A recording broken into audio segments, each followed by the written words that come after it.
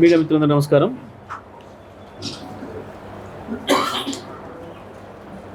దాదాపుగా నెల రోజులుగా రాష్ట్రంలో ఒక్కొక్క ప్రాంతంలో యూరియాకు సంబంధించిన కొరతను రైతాంగం ఎదుర్కొంటున్నారు. ఇది మనం చూస్తూ ఉన్నాం.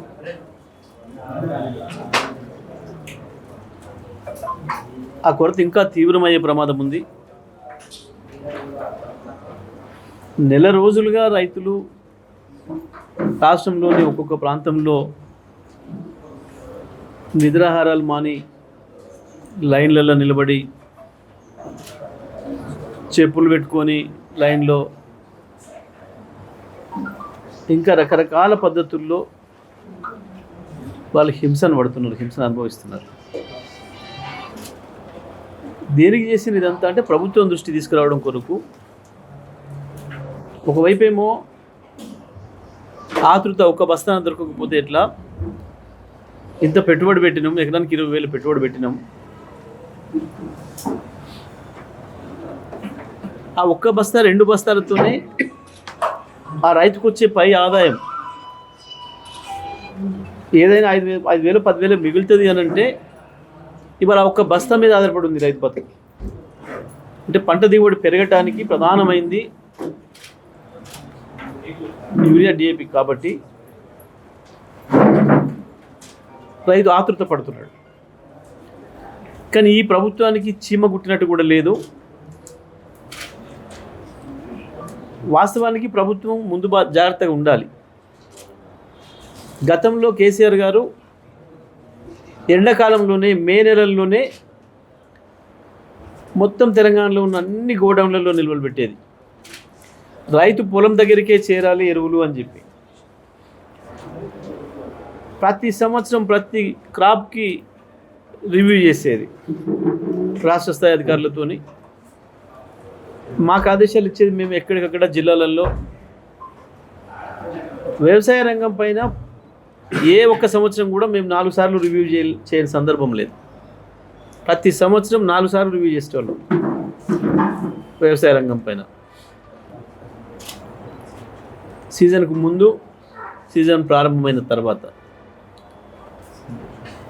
మినిమం 4 సార్లు చేసినాం రివ్యూలు. రైతుకి ఎక్కడ చిన్న ఇబ్బంది రాకుండా, చినుకు పడుతుంది అంటే రైతు భుజాన్ని వేసుకొని పొలాన్ని పోవాలి తప్ప అప్పు కొరకు వడ్డీ వ్యాపారి కాడికో, విత్తనం కొరకు, ఎరువుల కొరకు దుకాణాల చుట్టూ తిరిగి అక్కర ఉండకూడదు అన్న సిద్ధాంతాన్ని పాటించిన రైతు ప్రేమికుడు కేసీఆర్ గారు. రైతాంగాన్ని ఎవరిని అడిగినా చెప్తారు. ఇవాళ అదే రైతాంగం భారతదేశంలో వ్యవసాయం దండగా అని చెప్పి అనుకుంటున్న సమయంలో కాదు, వ్యవసాయం పండుగ అని భారతదేశ వ్యవసాయ రంగానికి దిక్సూచిగా నిలిచింది తెలంగాణ వ్యవసాయ రంగం కేసీఆర్ నాయకత్వంలో. కానీ దురదృష్టవశాత్తు ఇవాళ చూసినాం, గతంలో వడ్ల కొనుగోళ్ళప్పుడు దారుణమైన పరిస్థితిని ఎదుర్కొన్నారు రైతాంగం. 2-2.5 నెలల పైన కళ్ళాలలో పడుకున్నారు. కళ్ళాలను మొలకెత్తి కళ్ళాలనే నారొచ్చింది. విత్తనాల పరిస్థితి సరే అనేక చోట్ల మనకు నకిలీ విత్తనాలు వచ్చినాయని చెప్పి రైతాంగం ఇబ్బంది పడుతున్నారు. చూసినాం మనం. ఒకవైపు కరెంటు కొరకు ఇబ్బంది పడే పరిస్థితి ఉంది. మళ్ళీ కాలిపోతున్న మోటార్లు, పేలిపోతున్న ట్రాన్స్ఫార్మర్లు, రైతుల కర్మ కొదిలేసిండ్రు. ట్రాన్స్ఫార్మర్ మళ్ళీ రైతు ట్రాక్టర్ వేసుకుని పోయి 10 రోజులు ఆడ కూర్చొని తెచ్చుకోవాల్సిన దుస్థితి. ఇక ఇప్పుడు రైతుకు యూరియా కొరత.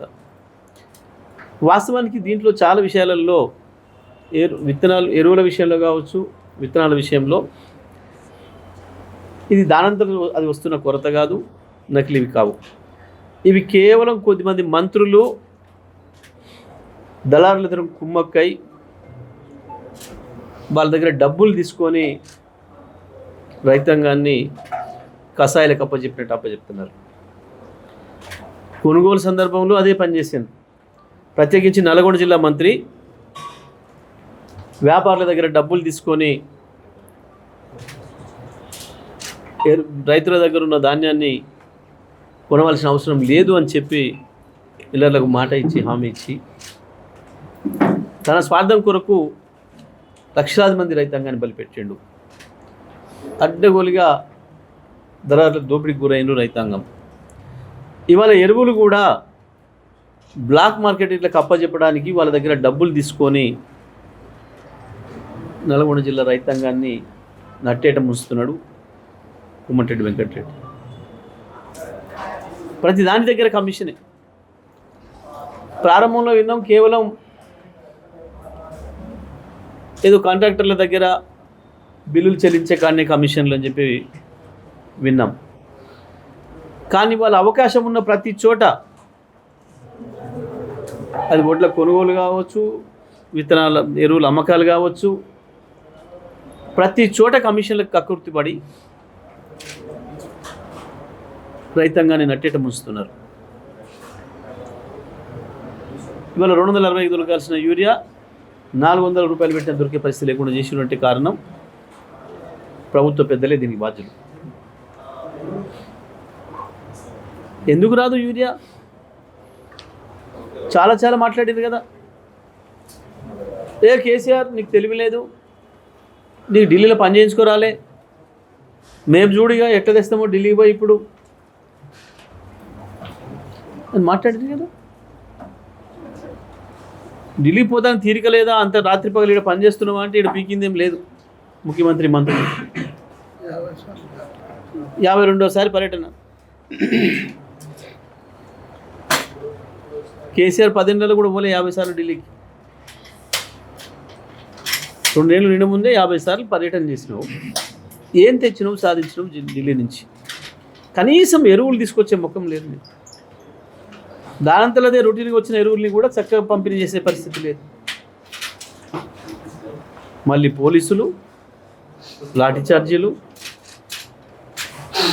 ఏంది రైతు యొక్క పరిస్థితి? ఎంత దీనమైన పరిస్థితి. ఎందుకు ఎవడిదో కాలు పట్టుకోవాల్సిన పరిస్థితి ఎందుకు వచ్చింది రైతాంగానికి? ఇవాళ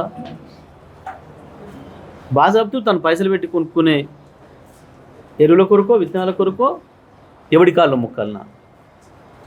ఎందుకు వచ్చింది ఈ బాధ?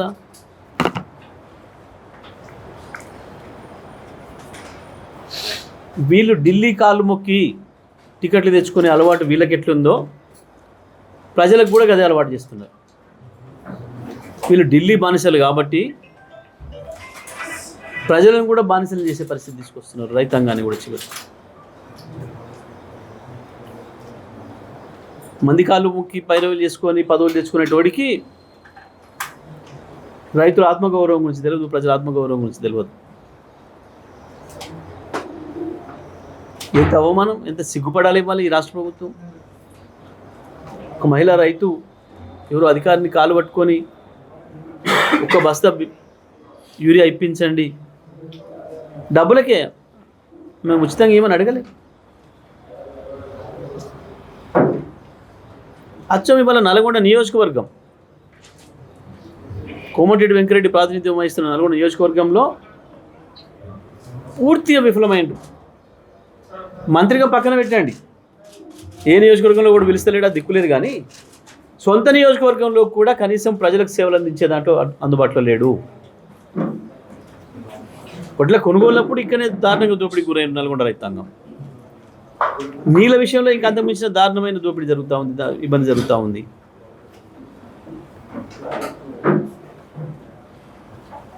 ఇవాళ యూరియా కొరకు నల్గొండ నియోజకవర్గ రైతులు తెల్లందాక పొద్దున్నాక పడిగాపులు కాసి వానికాలు పట్టుకొని వీలికాలు పట్టుకోవాల్సిన దుస్థితి తీసుకొచ్చిండు కోమటిరెడ్డి వెంకరెడ్డి. ఎక్కడ సోయి లేదు,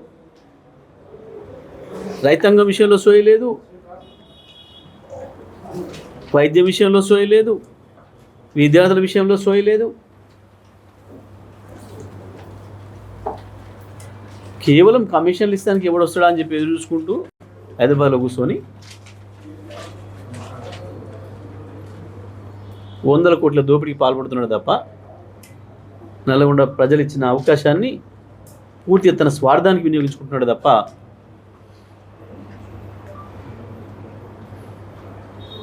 ఏమాత్రం పట్టింపు లేదు నియోజకవర్గం పైన కూడా. జిల్లా రివ్యూ చేయలే ఇంతవరకు. వీళ్ళ ముఖాలకి వీళ్ళ జీవితంలో 2 మంత్రులు ఉన్నారు జిల్లాలో. సాగర్లో నీళ్ళు ఉన్ననాడు కిందికి తీసుకుపోతుంటే సోయలేదు, సాగర్ కాలువ కింద ఎండబెట్టిరు ఒకసారి వీళ్ళు వచ్చిన తర్వాత మహానుభావులు 2 మంత్రులు. కాళేశ్వరం కింద 8 పంటలు పండించుకుంటున్న సూర్యాపేట జిల్లా రైతాంగాన్ని 2 సార్లు ఎండబెట్టిండు.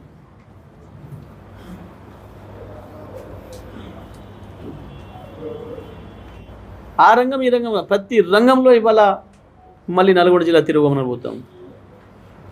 రాష్ట్రం అంతా అయిపోతుంది, ఈ జిల్లా అంతకు మించిన ఇంకా దారుణంగా తయారవుతాం. కేవలం వీళ్ళ పట్టింపు లేనితనం. ఏం చేస్తారులే, మమ్మల్ని ఓట్లు అయితే వేసారు కదా, 5 ఏళ్ళ తర్వాత కదా, అదేదో సామెత వీళ్ళు మాట్లాడుతున్నారని చెప్పి వాళ్ళ కార్యకర్తలే చెప్తున్నారు. దీపం ఉండగానే ఇల్లు చక్క పెట్టుకోమని సామెత మేము ఆడుకుంటున్నాం. ఇక మళ్ళీ వచ్చేది ఉందా, మేము మళ్ళీ వచ్చేది ఉందా, ఈడేమన్నా మళ్ళీ గెలిచేది ఉందా ఈడ కాంగ్రెస్ పార్టీ, కాబట్టి ఇప్పుడే చేసుకుంటాం మేము అన్న పద్ధతుల్లో యథేచ్ఛగా దోపిడీ చేస్తూ ఉన్నారు. సిగ్గుపడాలి, అవమానపడాలి మంత్రులు. ఇవాళ వాళ్ళ నియోజకవర్గంలో రైతాంగం నీళ్ళ కొరకు ధర్నా చేస్తున్నారు, కరెంటు కొరకు ధర్నా చేస్తున్నారు, ఎరువుల కొరకు ధర్నా చేస్తున్నారు అంటే సిగ్గుపడాలి. మీ పని విధానానికి నిదర్శనం అది. మేము పార్టీకి మేమే పిలిపియలే, పార్టీకి మేమే ఇంకా కార్యక్రమం తీసుకోలే. రైతాంగం స్వచ్ఛందంగా వాళ్ళ బాధను చెప్తున్నారు, వాళ్ళ ఇబ్బందులు చూపిస్తున్నారు. మీడియా సాక్షిగానే జరుగుతుంది అది. ఏ రకంగా ఇబ్బంది పడుతున్నారో రాత్రి పగలు రైతాంగం చూస్తున్నారు. ఎందుకు రాదు? గతంలో వచ్చింది, ఇప్పుడు ఎందుకు రాదు?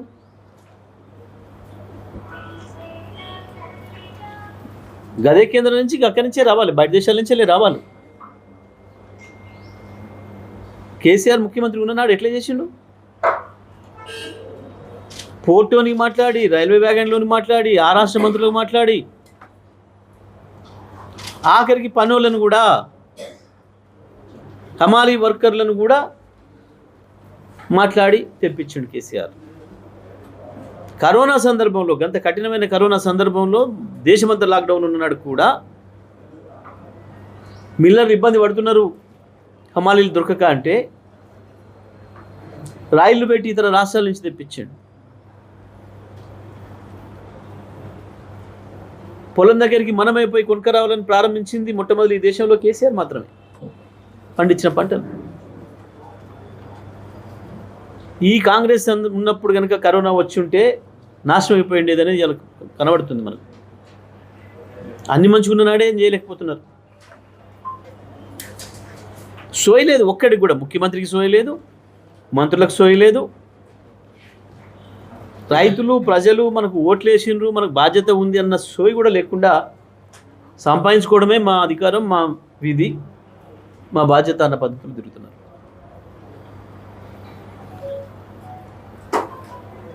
నేను జిల్లా రైతాంగాన్ని కూడా విజ్ఞప్తి చేస్తూ ఉన్నా,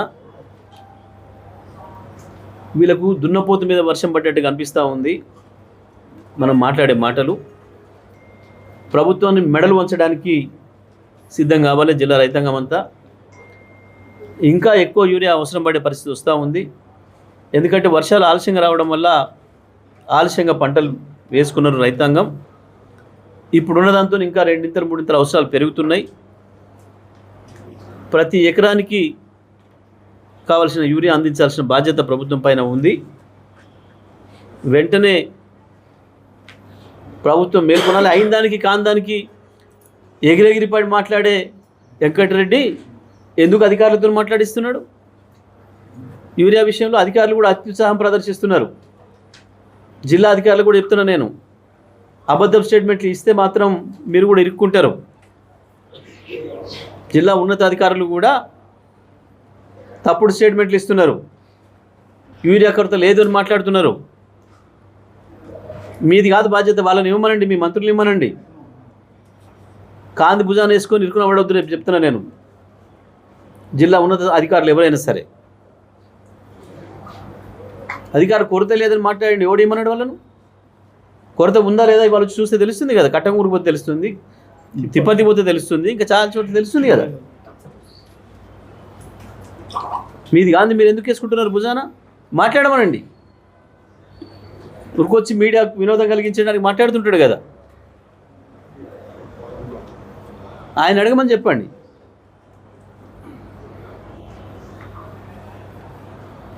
చిల్లర మాటలు చిల్లర చేష్టలు కాకుండా ప్రభుత్వం పూర్తిగా బాధ్యత తీసుకోవాలి. ఈ జిల్లా మంత్రులు బాధ్యత తీసుకోవాలి. ఎక్కడ కూడా రైతాంగానికి ఎరువుల కొరత రాకుండా చూడాల్సిన బాధ్యత ఉంది. ఇది ఇట్లే కొనసాగితే మేము రైతాంగం తరఫున పెద్ద ఎత్తున మేము కూడా పోరాటాలకు సిద్ధమవుతాం. ఈ ఉత్త మాటలు చెత్త మాటలు మాని వెంటనే జిల్లా రైతాంగానికి సరిపోయే యూరియాను నిల్వలు తెప్పించాలని చెప్పి మేము డిమాండ్ చేస్తాము. కలెక్టర్ గారు విలేకరులలో 510 మెట్రిక్ టన్నుల యూరియా వచ్చింది, అన్ని చెప్తున్నారు కదా. మరి ఒకసారి ఆమె తిప్పటి తీసుకుపోయి కటంగూరు తీసుకుపోయి చూపిస్తే బాగుండేది కదా. తీసుకుపోయి నేనేమంటున్నాను, మీరే చూపిస్తున్నారు చక్కగా వారిని రమ్మని చెప్పి, మరి తిప్పతి పోదాం రండి, కటంగూరు పోదాం రండి, ఇంకొకటి పోదాం రండి అని తీసుకుపోండి. కనగలు కావచ్చు, ఎక్కడైనా కావచ్చు, తీసుకొని పోండి. మరి నేను అందుకే చెప్తున్నాను, అధికారులు ప్రజలు తప్పుదో పట్టించే పద్ధతిలో మాట్లాడడం సరికాదు. లేని మీద వేసుకోవాల్సిన అవసరం మీకు లేదు.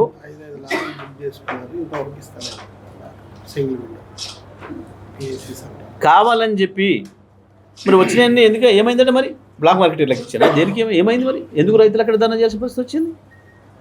మంత్రి చెప్పినట్టు మంత్రి కమిషన్ తీసుకున్నోడికి ఒక్కడికే ఇస్తున్నారు అన్నట. మంత్రి కమిషన్ తీసుకున్నోడికి ఎవరికైతే ఫోన్ చేసి చెప్తున్నాడో వాళ్ళకే ఇస్తున్నట్ట అధికారులు.